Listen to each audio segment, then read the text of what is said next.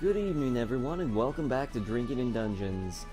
Not gonna lie, bit of a rough day been going on today. Today is the day that I realized. Oh, random encounter. Today is the day I realized that the entire previous recording session I did not record any of the audio.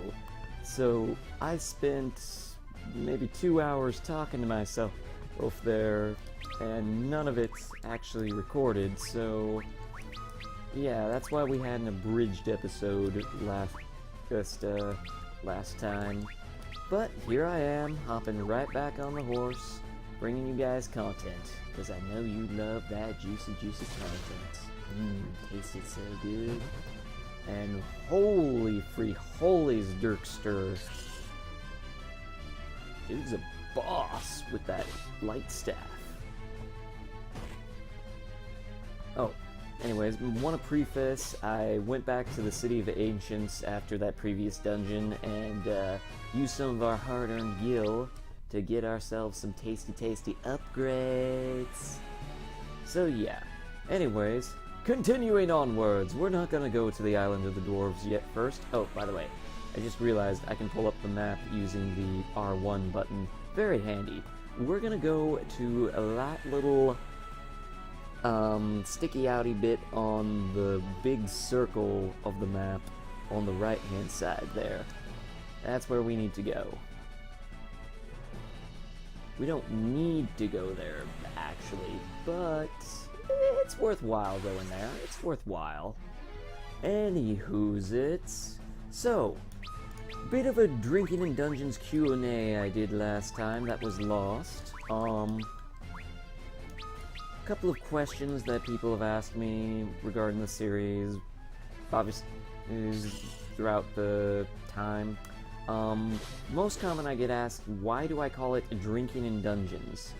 Well, the fact of the matter is that Drinking in Dungeons, there's alliteration, plus the whole premise of the show is inventing a drinking game and based on whatever it is we're playing, so it's an idea I got after spending some time with some college buddies of mine. We played a drinking game and we found online while watching Venture Brothers, which really enjoy that show. I hope Netflix puts more of it out.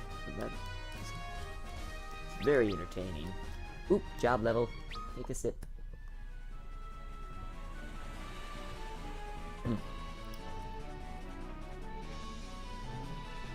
Okay. Anyways, as I was saying, and I came up with the idea for it then, and then I was like, I need a name for what this is, and I'm like, drinking games. I'm like, no, too simple. And I was like, drinking, and then years of having random nonsensical poems that they write into instant messaging. And finally clicked in, and I came up with dungeons as being an alliteration into drinking, and therefore it became Drinking in Dungeons, because then I can abbreviate it capital D-I-N, capital D, D-N-D. Okay, bad puns aside, we're going on our progress. Oop, job level.